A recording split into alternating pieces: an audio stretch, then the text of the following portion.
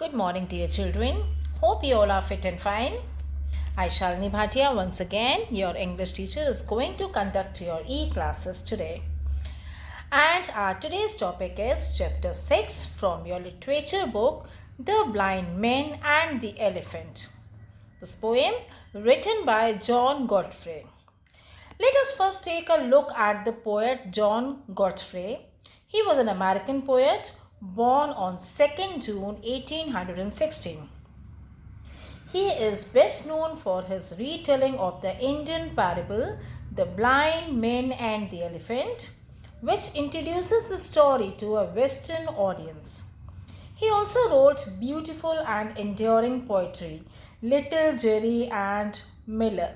He was died in March 31, 1887. Now, coming back to the poetry, let's first know what is the theme of the story. Students, what I think is elephant here refers to the supreme power, that is God, and the blind men are we the human beings who only sees the partial views. The stated moral of the blind man and elephant fable is that all religions are like the blind men.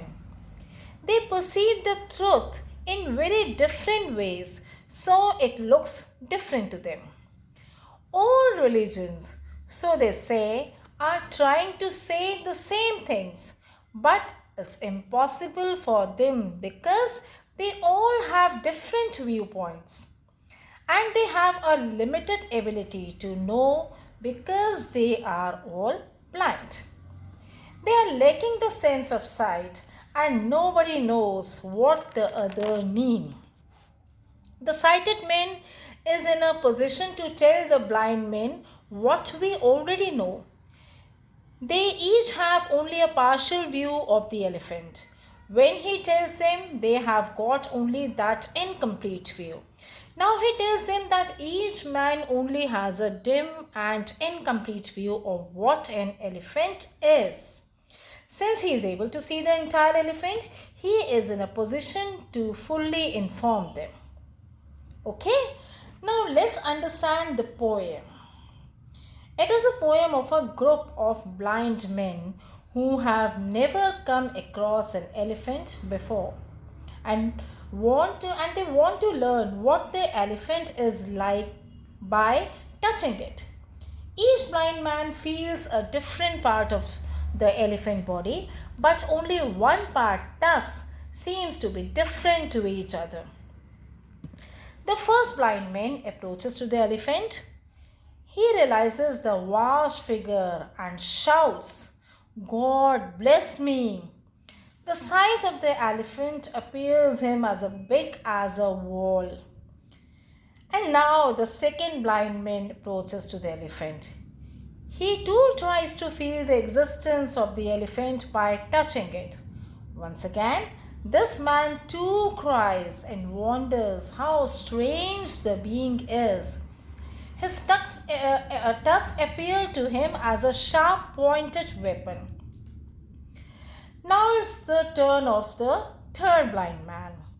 He too steps towards the elephant and tries to touch and feels his tusk. The man got scared. It appears very scary to him as a snake and he gets frightened. And now the fourth blind man approaches to the elephant. He touches the elephant's trunk eagerly and felt about the knee. He wonders how peculiar the beast is, like a mighty plane. He cries that he is sure that elephant is very like a tree. Now comes the fifth man. He gets the chance to touch the ears of the elephant. He is confused and amazed at the appearance of the elephant's ear, which he actually could not see. He asks his fellow if they could tell him what exactly he touched, but all his fellow men are unable to make out. But ultimately he realizes that its ears are very like a fan. Now the last man, the sixth man, began to touch the heavy beast and trying to seize on the swinging tail that makes him feel of a rope.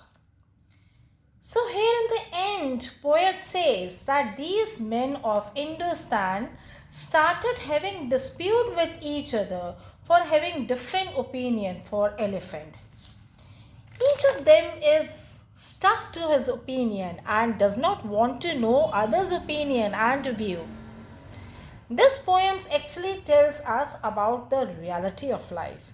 It tells us that individual truth may be partially true sometimes, but it is not the ultimate truth.